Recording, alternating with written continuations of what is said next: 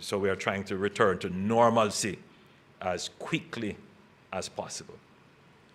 For that to happen, we need to support businesses.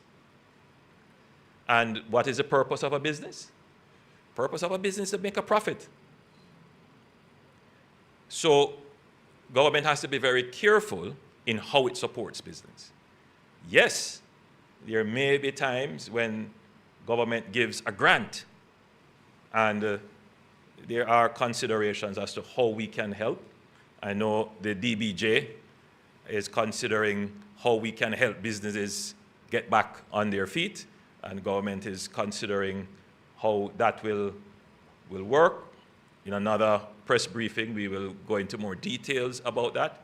But in my last press briefing, I mentioned, and pardon me for thinking that it would be readily understood by all, that we would support profit-making entities by loaning them generators or Starlink communication devices so that they can start operations, so that we can transition from everyday packing a bag, loading it on a truck, driving it to an area, then we have to have security to protect it, and then we have to take the soldiers to go out and give it,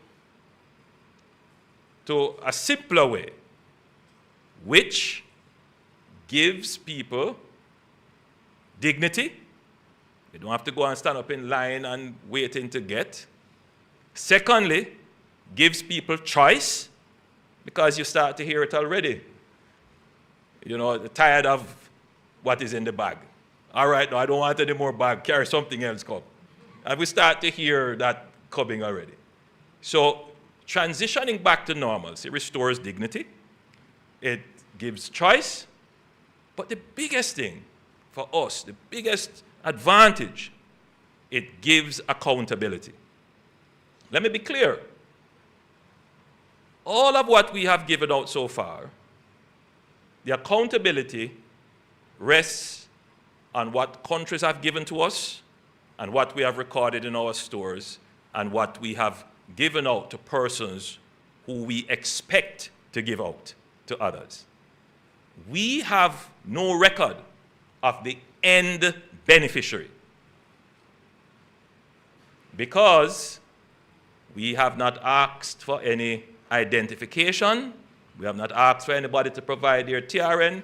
In this phase of the relief, it's about just getting the food out there, getting the care packages out there to people. Because were you to do that, you would see an avalanche of misinformation, which we saw coming out. So we have made sure that we have moved the products, the humanitarian supply, into the community as quickly as possible. But that can't go on forever.